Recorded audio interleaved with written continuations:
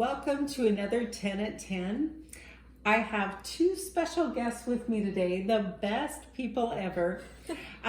These are my daughters, Stephanie and Alicia, and we're just going to finish out this month of May just talking about financial health. And we've had times where we've just had testimonies of people just sharing how God has worked in their lives. And I think it's so important for people to see that you can be raised in a home that trusts God financially, but you have to learn to trust God yourself.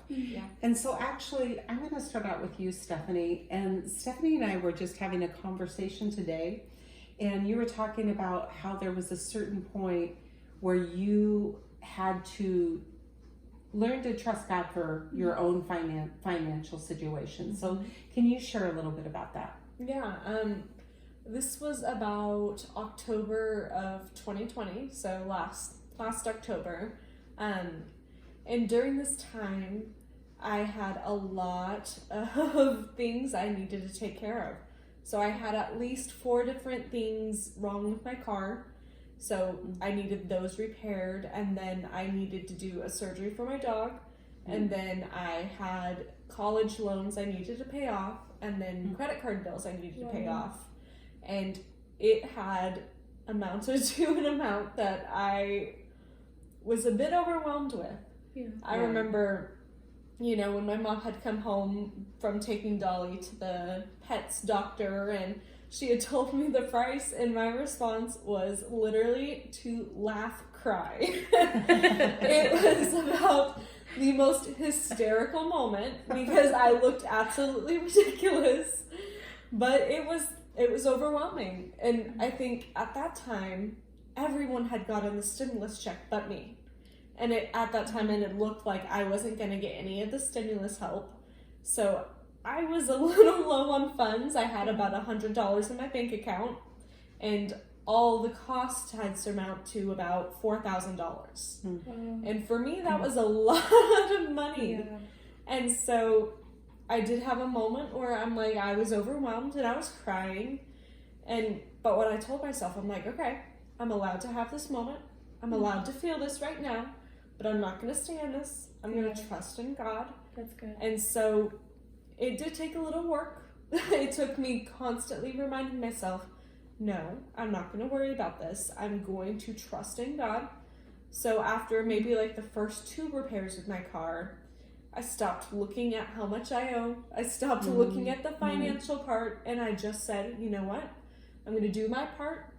I'm going to save up money at that time. I'm not going to do any expenses or anything like that. I'm not going to go out to eat, not going to buy a coffee, because I wanted to be responsible with my finances. Sure. And during that time, I just saw God's faithfulness. So random people would come and bring me coffee or give me a gift card to something and I wasn't expecting, or even take me out to eat. And so in that, I wasn't lacking with things I needed or wanted. But it still was stressful. So it was very, very stressful. And it wasn't until I took my eyes off of my finances and put my eyes on God that I started seeing breakthrough in my finances. That's good. So a couple months later, it was January, I was able to buy all the Christmas presents for everyone. I was able to do all the repairs to my car, and at that time I still had money left over. Amazing. And even after that, in January, comes to find out that all I needed was to adjust something on my taxes for this next tax year, and I would get all the stimulus checks that everyone else got. So I was so overabundantly taken care of at that time. And I personally don't think I would have been, or I wouldn't have been happy, and I would have been miserable worrying, and I wouldn't have allowed God's blessings to come in if I didn't trust in Him. That's so good. So there was a certain time where you had to take your eyes off of you and off of trying to figure things out. Yes. You did your part, but then you trusted God to do His. And really, so let's fast forward it. Looking at things today, were you able to pay things off, or where are you today? I am doing good today. I've paid off all the car stuff. I have money in my checkings account and my savings account. I paid off one credit card. I'm working to pay off my student loans, and that'll be done probably by the end of this year. And then I'm looking to pay off the rest of my next credit card, and then I'm completely debt free. Wow. And even then, something I did want to add was, even during this time of a lot of pressure in my finances, I still tithed and I still gave to people. Yeah. So if God was leading me, I was going to give my last dollar. Yeah. So it did not matter how much I had in the bank account. If God led me, I would do it. And I think that was a big factor of being taken care of, is being willing to put all my finances and all my trust in God. That's so good. Yeah. That's so good. That's such a important lesson for us to learn, and something that sometimes we have to remind ourselves of is to, it's funny, you can see God bring you through a financial situation, but then sometimes you have to remind yourself again, God is my provider, and I'm going to do this His way rather than trying to figure this out on my own. So thank you, Stephanie, for sharing that. That was good. And then with Alicia, something that we've seen with you, just in talking, can you tell us a little bit about your story of you're pregnant and you're expecting your first child, and so that's exciting, but there's extra expenses that you incur when you're going to have a child of your own. And so can you kind of take us a little bit through the story of how the Lord has led you to give to people who are pregnant, and how you've seen His faithfulness and actually just His extravagant abundance in providing for your family? I think definitely having parents that, and even grandparents that had set the tone of tithing. As a kid, I just knew that this was what the Lord, this is His, and we give it to Him. But going to college, you kind of figure out for yourself, like, do I actually want to give up this money? Because this could be a meal, or this could be my rent, or gas, or whatever.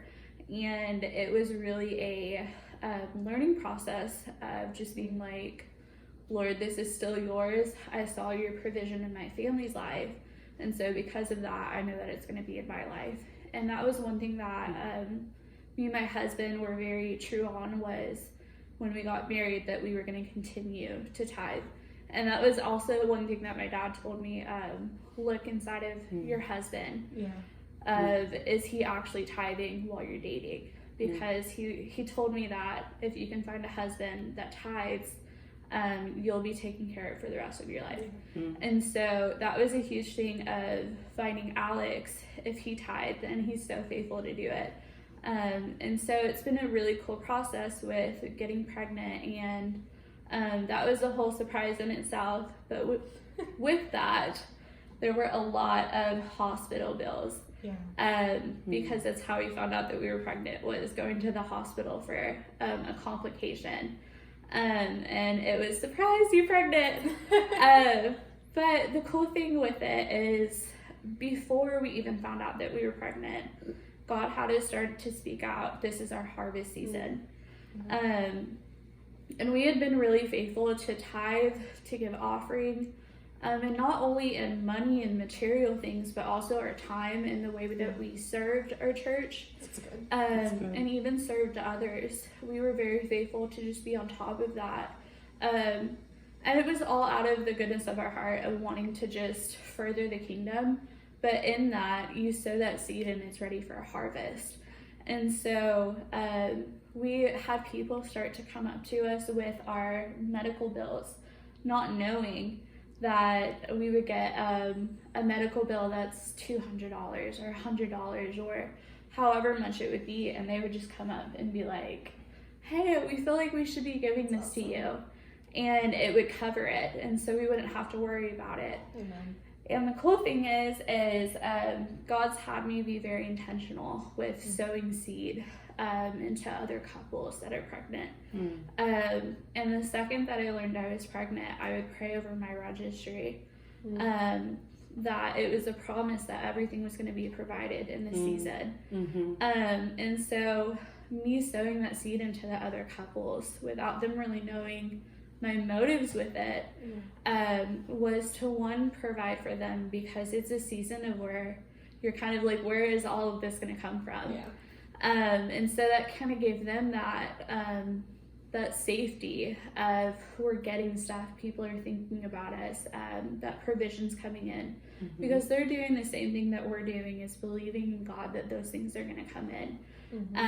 But on top of that, it was really a season of, we've had so many people so into us, and it's before even I had a baby shower here, where just constantly I would get packages showing up at my door, and they would be big items that are super expensive, and usually you have multiple people put together for it, but it would just be people out of the goodness of their heart just sending it off. And it was literally the second that I found out that I was pregnant. Amazing. I think even week of. Amazing. So we've just seen God just totally bless our socks off, and just throughout this season, I just have that knowing in my heart that because I've sown, because I've given that seed, and I've watered it, that harvest season is here, and we're just seeing it just so abundantly throughout just getting the items that we need for our baby, even looking into an apartment for me and my husband and our baby, and those medical bills being taken care of. That's amazing. That's amazing. Yeah. It's so good because, you think about it, your harvest is in your seed. Yeah. And so both of you talked about how you have given of your tithes, Yeah. but you've also sown seeds. And you think about it just in the natural, that's where our harvest is we sow seeds, you water it, the sun shines on it, and then you have a harvest that is multiplied. And you've both seen that. You're both younger in life, and you guys are seeing God be faithful in your lives. And what a great example to see for that, to just encourage other people. That it doesn't matter how old you are, it doesn't matter how established you are in life, God is the same faithful God no matter what stage you're in. And so we just want to thank you for just being here and sharing with us, and best guests I've ever had. and just what a great thing to just see God's faithfulness. That's all we're doing is we're just celebrating the faithfulness of God. So thank you for tuning in with us today, and we look forward to seeing you. We're going to be doing our 10 at 10s on Tuesdays and Thursdays during the summertime, and so stay tuned for that. Again, it's at 10 o'clock. So God bless you. You guys have a wonderful day, and we'll see you later.